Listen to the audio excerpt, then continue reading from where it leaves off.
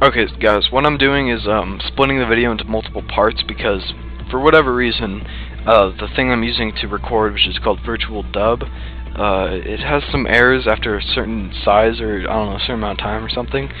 The video just stops, and when I go to look at it, it's like it ends at some random point. So when I reach like 500 megs, I actually reach 600, but when I reach 500 megabytes, I'm gonna just cut the video if I reach that again. Anyway, so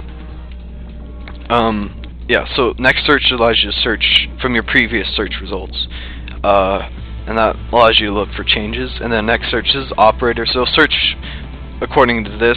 Changes will search for a difference, something that's not equal to what it used to be, and then this will search for something that is equal to what it is, I guess.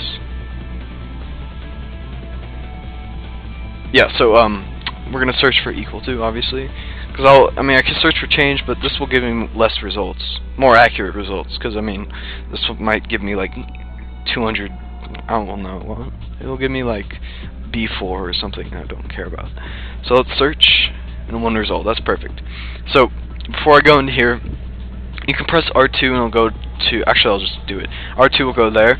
So what it used to be is if you press R2 and the value, the address, sorry, that's the address right there, is not, it doesn't end, so it ends with E in this case. If it doesn't end with 0, 4, 8, or C, which are increments of 4, then it'll freeze, because that's just how like the memory works. That's how MIPS works, because it doesn't go in terms of bytes, it goes in terms of 4 bytes, or 32-bit. So I just changed it so it would find the closest thing to that lower. So the closest thing to that is actually C or 0, if you look at it one way or another, but it goes for the lower one. So even if this was F, which is obviously closer to 0 than it is to C, it would still go to C, because it's not, because that's what it is. And it does something with loops. Oh, I'm going to change it to remainder, so pretty much modulo, because if you divide, so E modulo 4 is equal to 3, or sorry, that would be, actually that is 3, that's coincidence.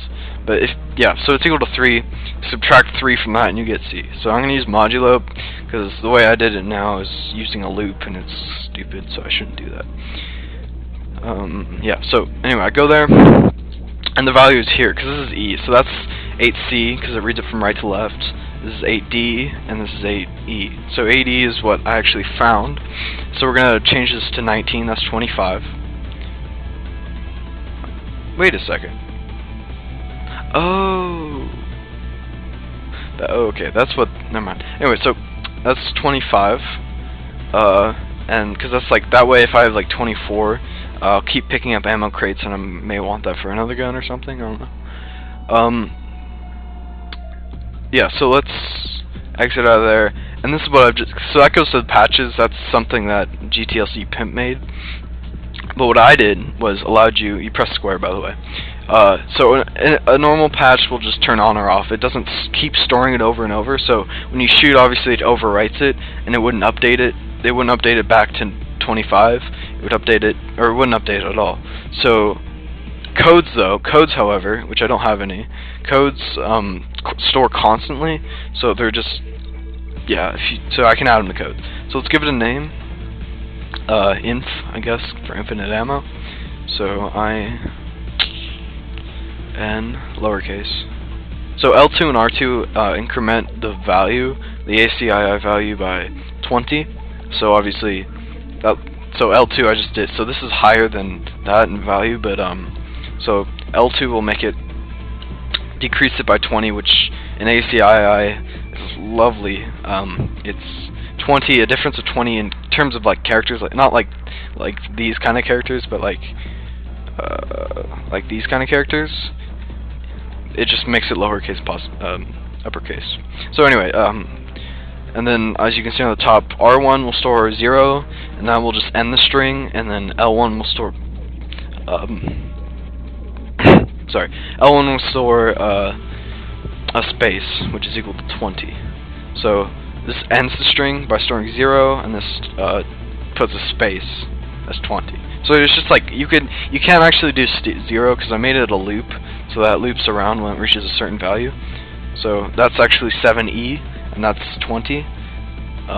So 20 is just a quick DUI thing, so it's faster. Okay, so normally you would store 8-bit because you're only changing 1 byte. Sorry, you're only changing 1 byte. But a future update. I just realized this when I was making this video. Because I've done this a few times and I finally fixed it. What I've noticed is that it actually, because of how the patches works, it doesn't store it at 8E, it stores it at 8C. So I have to make something below that will allow me to change it with an offset or something. I just have to fix that. I mean, I can do that. So it's 32-bit, pretty much. Right, just because of that. In the future, when I fix that, it'll be 8-bit because that's what it should be. So okay, and now as you can see in codes, it's there. So it's turned on by pressing X, and I'll make it blue. And now I have okay, no I don't. Okay, I wonder why that is. Add the codes. There we go. I must have done something weird. I think I don't know. I'll look at the video again, but I must have done something wrong. Anyway, so now I have infinite ammo, and I'll just do it for another gun. And so the value of this, and I'm pretty sure all guns in this game, but maybe on a different game if you want to hack something else. I don't think the Dual Vipers ever go past 255, so it's an 8-bit value. So let's search for an 8-bit value. So I've already done the math on a converter. 200 is equal to C8, I think, yeah. And so 8-bit, and it'll do a search. So to find it, that's not a lot of results actually. And then just subtract, that's 4. So subtract 4 from, so that's C4. Lol. C4. Next search 1. So that works. This is obviously the code, so C4, let's just make it C8. Go back, patches, add to codes, okay. Yep. And now I have infinite ammo. So, anyway, so things I haven't gone over. ASCII table, so let's actually show you what it looks like when it's, you know, like, nice. So when there actually is text to read, like game text, like the arbiter is a good one. In fact, I already kind of gave me the code, so I should be searching at F5468. So I can actually change the string, but it'll show up in the ACII window as this, so 65, I think, yeah. And then 20 as a space. So this is the capital T because of the 6. So this is actually, you know, yeah, capital. This is H, lowercase e, and then a space. And that's 32-bit. Yeah, you can search for up to, this whole thing is 128. Yeah, so 32, and then we'll search. I did that wrong because I forgot that this is a small range. So this is the range of the EE. Actually, the range of the EE, sorry, is that. So, but I mean, the game memory never really goes that low. So it usually starts at here. In fact, it pretty much always starts at here.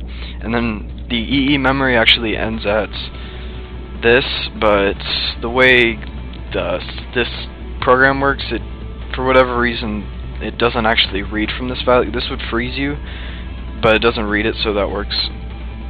So let's search. Now it'll take a lot longer because it's a lot more memory to search. And if you're gonna hear me like shivering or something, it's winter and it's really cold, and I have I don't have a crack, but I have some sort of seam in my window that's just open. It's kind of annoying. So anyway, string. So it's backwards. That's because it corresponds. So this is a T, and it corresponds to the one on the far right. I can make it like the way we read it, but I like this better because it's how it should be. It's appropriate. But I don't know. If I get enough people to say I like it the other way, blah blah blah, I'll probably change it. So I don't want to. Okay, the space user trust network, and then some, I don't know, something. Let's find something that, oh, the size of work RA A is too small. Don't know what that means. Okay, the text pile, I don't know. So, and also, you can modify this. So let's actually find what I was looking for, which is the arbiter. So, the dragon? What? Okay. Arbiter.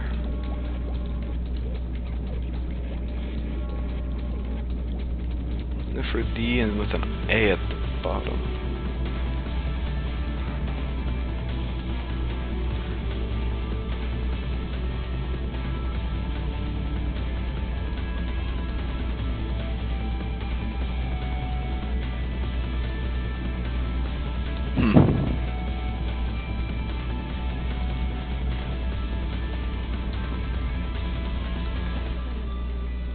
Probably should have done a 64-bit search that searches for like everything, so I can find the arbiter. Yeah, I don't know if I'm gonna find it, but pretty much the other thing I've done, I'm just gonna go here and then so is this no? I need to find a place. There we go. Okay, so live ASCII update on the right, so I can change it. This is a space. Let's make it an A. So I'm gonna say A, and then B, and then lowercase c.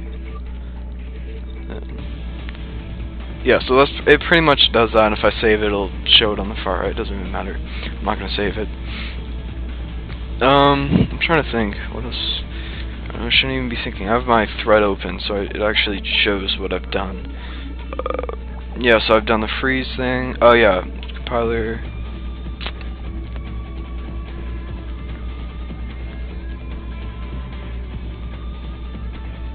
Oh yeah, you may have seen me done this a few times, but before you would actually have to press right on the D-pad a ton of times just to get to the very end. Now you can just press select and it'll put you at the very end. Same thing with this, same thing with this.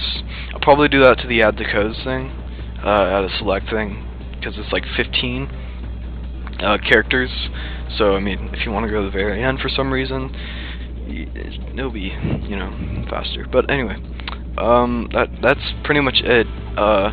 You know, no more, it doesn't freeze anymore. I don't know, I like this a lot. I'm going to be using it more once I get that value between done.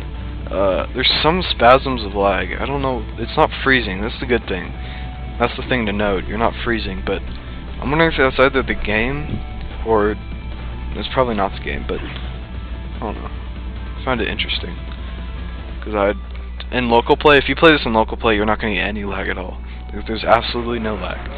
But I guess in campaign or story mode you get a bit of lag. So yeah. Anyway, so that's infinite ammo. I don't know if you enjoyed.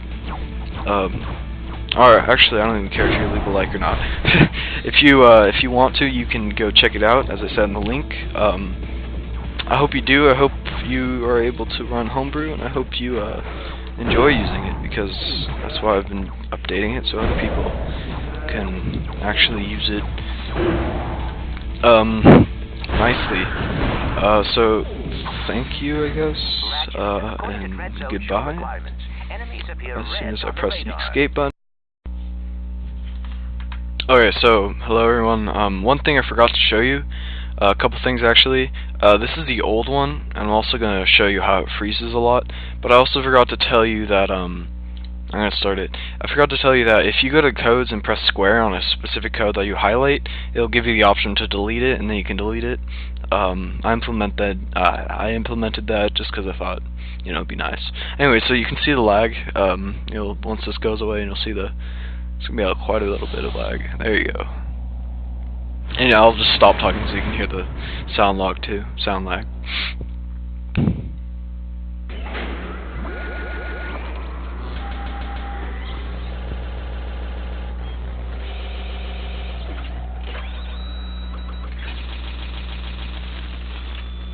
Yeah, so that's pretty bad. And then I'll show you in game, and I'm just gonna act like I would normally. So I start, and I'm just gonna charge boot, like as if I was playing I don't know, anything really. Yeah, maybe not CTF. Oh no, I usually rush on CTF. Weird. Okay, so I'm just gonna make it a Game of Zarathos deathmatch. There we go. So it's gonna be quite a bit of lag. Anyway, yeah. So that should be. I don't think I have anything left to say. I mean, yeah, you can delete codes, you can add codes. ACII, you have some more searching stuff. Less lag. It's nice, you know? So there you go. That's what happens when you play using the normal version of LiveDebug. I can't really do anything, everything froze. Yeah, so, yeah, thanks, and bye.